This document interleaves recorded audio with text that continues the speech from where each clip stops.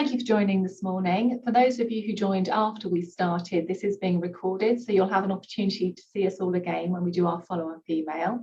This is the second in our series of patient capital webinars, and if you're interested in seeing how these played out last year, then do go to our patient capital landing page on our Multifamily website. We've got 3 taking place this year. The first today, which is our Build to Rent webinar on the myths, realities, challenges and opportunities for that asset class. They're really easy to remember. They are on consecutive Tuesdays at the same time. Next week, it will be the rise of life sciences in the age of patient capital. And then the final one on the 21st of June, reflections and predictions on the patient capital market. Bit of housekeeping before we kick off. You will see on the bottom, there is a Q&A function. Please, if you've got any questions, do pop them into there. I can't promise I'll get to them all, to make sure I keep to time, but what we will always do is follow up with you with any responses, and my very kind guests have agreed that I can email them so we can gain their views as well before responding. So we'll directly email you on those if we don't get to them. There's also going to be, if you have time, and I'd appreciate this, a questionnaire when you log out at the end. Give some feedback on what was good, bad, what we could do better, what you'd like to hear from us on in the next 12 months. So we make sure we make these webinars tailored to you. And you will see that there are 3 QR codes there. If you'd like to link in with any of us, just hold your camera over those briefly, and that will enable you to link in with us. But we're going to just take that slide down now, and I'll get into the main event and introduce you to my 2 guests. So today I'm joined by Polly Simpson. Polly is Head of Multifamily Development at Savills, working in the Operational Capital Markets team. She specialises in advising on design, delivery and financial viability of multifamily build-to-rent schemes. And how to read this twice, is one of the team who has delivered 70 forward funding projects over the last 5 years of build-to-rent across both the city and in the regional cities. She's also a member of the British Property Federation's Build-to-Rent Committee and heads up their regional task force. And then my second guest today is Richard Doe. Richard is an Associate Director at Chapman Taylor. He's had an incredibly varied career in terms of dealing with all elements of design and delivery. His particular focus at Chapman Taylor is on growing their residential development design capability with a specialism in build-to-rent and the modular sectors. And he's also got a unique interest in the emergence of residential accommodation and the working environment. And that follows his previous role of managing a flexible workspace business. So why are we here today to talk about the build-to-rent sector?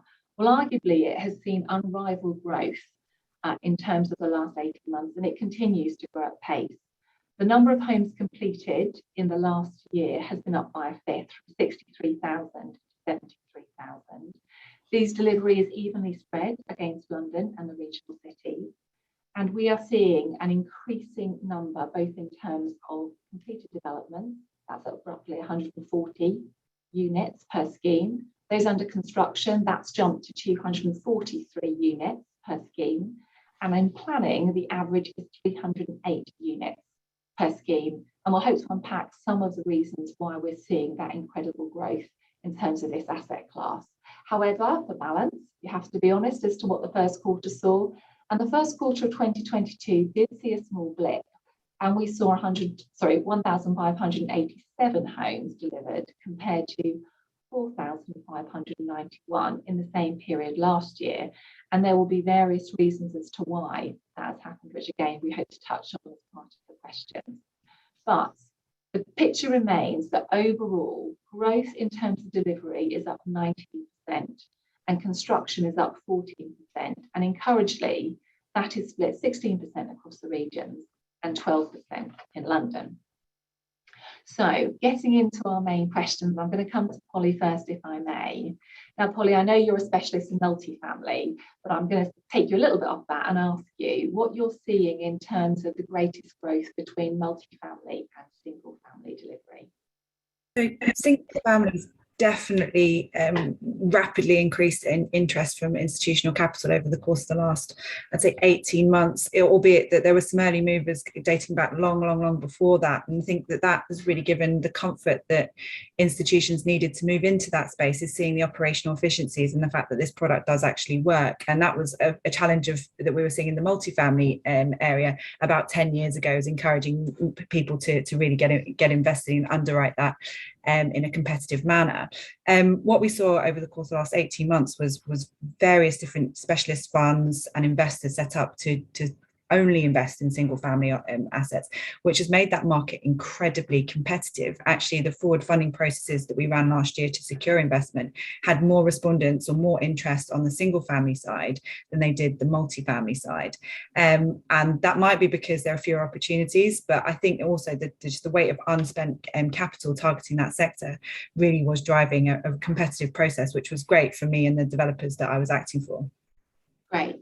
And in terms of urban and suburban developments, we've sort of seen a shift from multifamily, single family, increasing interest in single family. Are we seeing more interest now in suburban developments because of the growth of that asset class?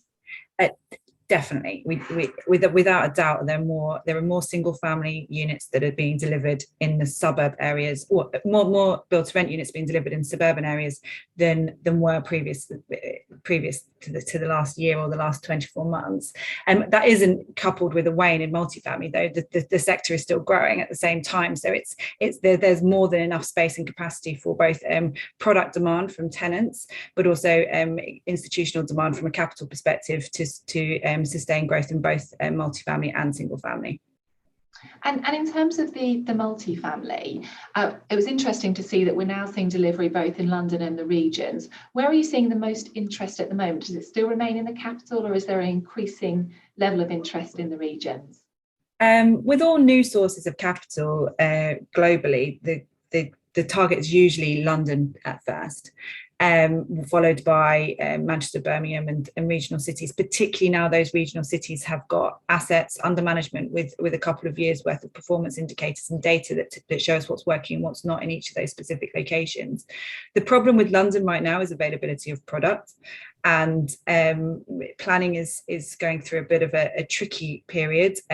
We've seen more planning refusals in build to rent recently. I think that albeit that we've got a kind of greater framework for planning policy for specific to build to rent now than ever before, and that in itself is causing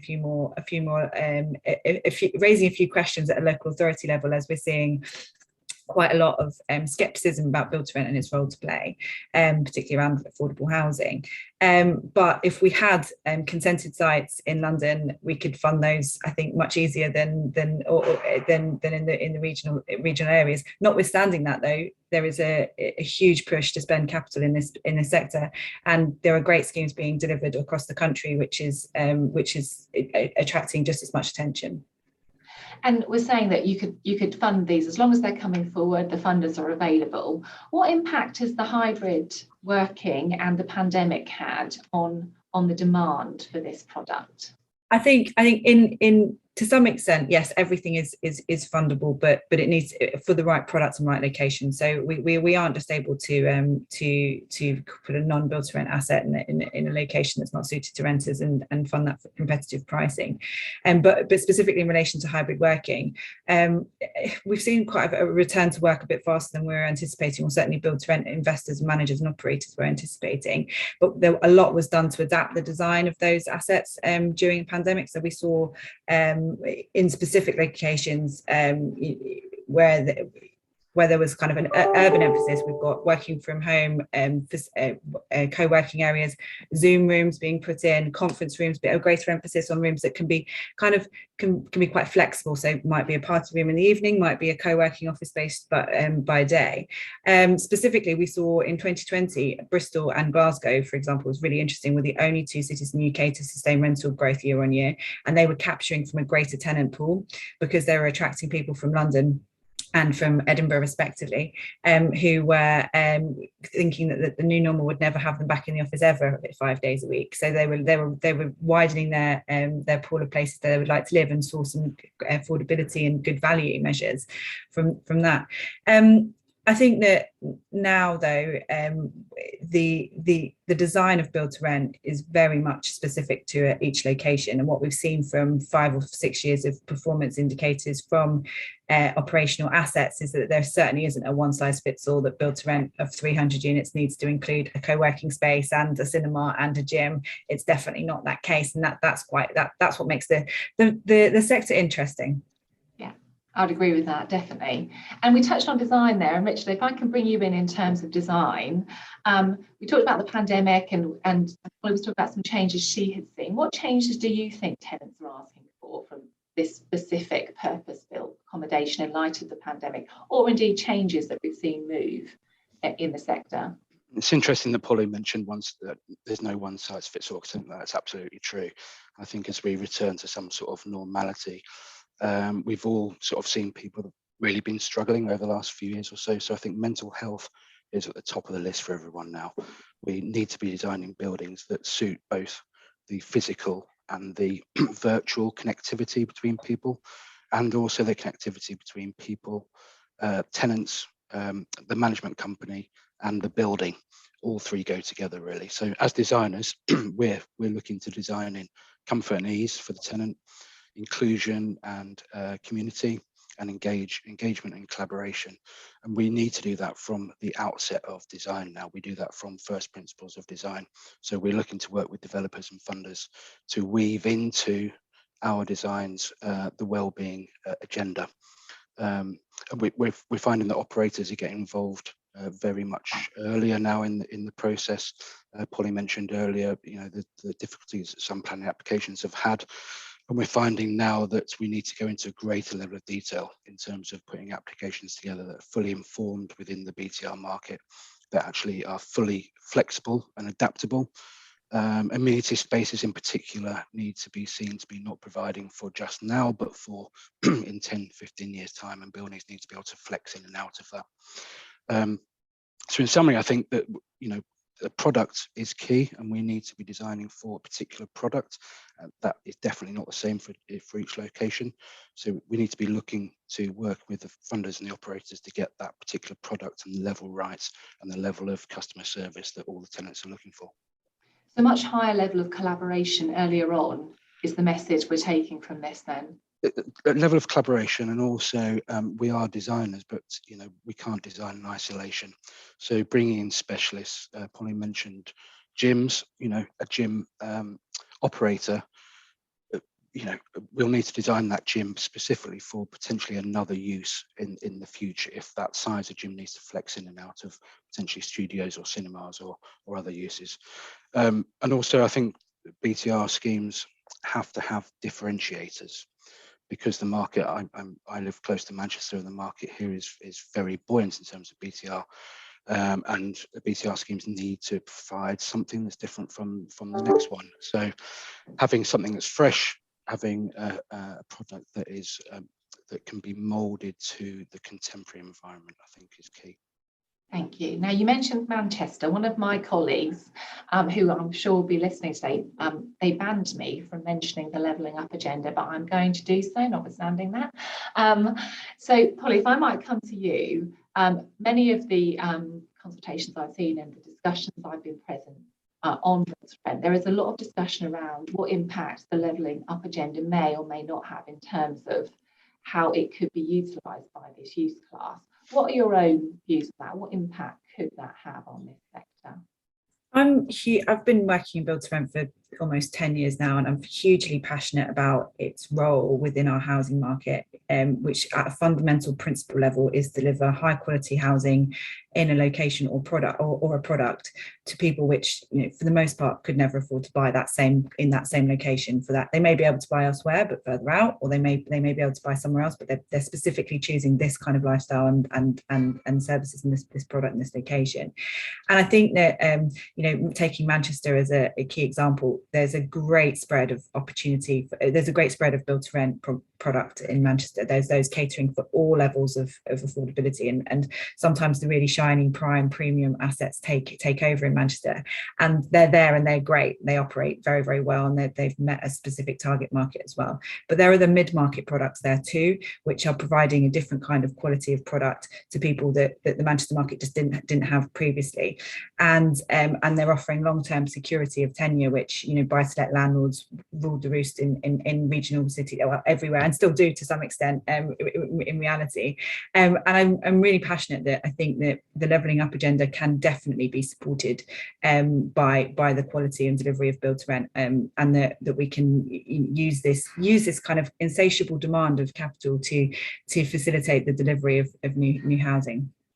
It's interesting referencing mid-market there, because actually it's showing that there's no one size fits all, just pulling on the points that you've each made, and actually the design that you may need to deliver depending upon your target audience will change according to your customer, your location, their needs, changing political, economic environment, all of those things. That's completely right, and I think that there are the market is now sort of started to become kind of perforated. So you've got those investors operators that are targeting the very top end of the market, and they know, and you know, the product that they need to deliver to do that costs more money, and they need to sustain quite heavy rents. But there is definitely space in the market, and it's, as is being proven by many investors, for that kind of it doesn't have a swimming pool and might not have the kind of the bells and whistles that all of the super prime units do, but it maximizes net lettable area, and you can still drive equivalent returns from that, but just with a rental price point which is slightly different. Thank you. And just keep sort of thinking about that design point and matters which impact the design and delivery of build to rent units. Richard, if I might come to you, another thing that's on everyone's agenda at the moment is ESG accreditations. And what impact are you seeing this have on funders' requirements in this sphere? Well, I think it's in every conversation we're having at the moment, and I think the difficulty is finding a barometer or a standard for ESG, because people are doing different things and evaluating in different ways. The governance is something that, you know, that has very considerable cost and viability implications. The social, I think, is something that we need to focus on in particular in terms of the ESG, because I think the social value of a build to rent scheme can be enormous, and I think that probably that can be a differentiator between a successful build to rent scheme and one that potentially will struggle. What services are provided and how does the building perform? How do we collect the information? I think the digital environment is going to be key for ESG in terms of how we collect and distribute and record ESG criteria. So I think in terms of apps engaging with tenants that then talk to management companies that reference how a building's energy is being consumed, and how we then relate that back to future performance, and how we can give tenants the power to be in control of their own energy consumption within their own house or apartment. I think that's key for the future of ESG, data recognition, data recording, and how to deal with it, and how to give everybody the empowerment to progress this efficiently. Because at the moment, ESG is a thing. We all seem to be doing different things, and we need to come to some form of standard way of assessing what the level is. And what about the carbon neutral agenda? Well, I think there are two main things here from my point of view. It's a huge topic, obviously, and I think it's probably worth just touching on two of them. I think the conversion of these existing buildings in the future are going to be much more prevalent. That comes with its challenges, of course, because building new buildings and designing new buildings, you can design in the efficiencies and the things you would do from a standing start. But I think the positives that reusing buildings, I mean, I said that the most green building is one that already exists, so I think we can say that probably is true, but we need to work with the existing buildings to make build to rent schemes viable. And I think the word viability is the one that's on the tip of our tongue, really. How to make schemes viable, reusing existing buildings, the complications with fire regulations, etc., make that slightly challenging, but I think there's definitely room for manoeuvre there. And the second one really is reduction in the embodied carbon of buildings using MMC. products and processes. So I think using off-site manufacture, interweaving, think products and making health and safety and reducing waste and those sort of things that can all help reduce embodied carbon, which in turn lead to better operational procedures within buildings that when they're running, and that will increase the reduction of carbon throughout the process. Thank you. I might just add as well on the point of viability. I think it's incredibly important. I think that we've learned that through 3 years of operating in the sector, the build to rent typically happens at the margins of viability. So when you are increasing costs or doing anything that might threaten that, the delivery becomes slightly more challenging. What we're seeing in the market now is a yield premium for based on energy strategy, or various different meeting various different energy performance related criteria as well, which is really good positive sign from the market. And I think that build to rent, more so than anyone who's got, or any sector that has accountability at a kind of very hierarchical investment management side, can facilitate the delivery of more environmentally friendly buildings and housing. And I think some research that we've recently done has started to say that tenants are willing to pay slightly more for it too. That's going to be one of my questions, actually, because there seems to be a trend that actually we're much more socially conscious as a society, and therefore there is, although there is a yield premium, there's actually a premium of return anyway when you go right way down the chain, and therefore there's huge benefits once you take that approach from the outset. Yeah, and the evidence that's coming through that's starting to support that is fundamental. But I think Richard's right. I think that the kind of accreditations that we have at the moment probably aren't quite there. And I know that the way EPCs have been calculated is changing this year as well. So that might help us. But I think that there'll become a point where you ask your friends, what's the rating of your building, and people will be shamed into living somewhere more environmentally friendly or performance related, which is just better and furthers the ESG agenda. Yeah, I think everyone's becoming a bit more savvy now in terms of their own responsibility to the environment, and they just want to do their bit. And living in a flat or a house within a build to rent scheme that has the opportunity to deliver something that's beneficial to the environment, I think is something that people buy into. Yeah. And I wanted to just pick up on a point earlier that Polly referenced about certainly in the city. The funders are there, it's the stock that's the issue. We do have stock and undersupply issues. And what I'm certainly seeing as a lawyer is there is more investors willing to choose to build ground up. And I think it was James Van der Saal's report that said there were 1.7 billion of investment deals undertaken in the first quarter of 2022. And that's actually a 50% growth on the same period last year.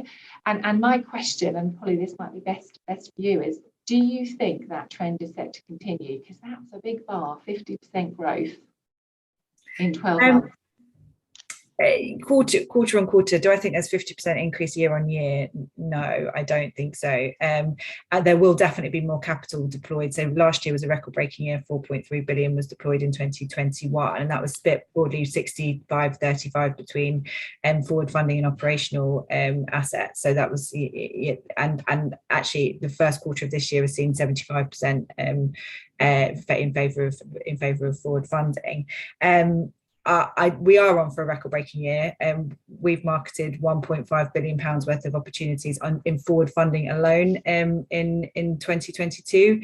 And the last asset that we drew bids on was a week ago, and we had £3 billion worth of capital offering to acquire that, and which was amazing. A very high quantum of proposals from global sources of capital that have never been deployed in the market, or never been deployed in the UK before. So I think that I'm hoping that it continues, and that we that we continue to find viable and deliverable schemes that offer stable returns to investors. We've got about 5 minutes left, so I'm going to ask 2 more questions, one to you, Polly, and one to you, Richard. Polly, if you could take what you think the main challenges are against the sector, and Richard, for you, where do you think the most opportunity will come? And you can be as broad as you like in terms of challenges and opportunities.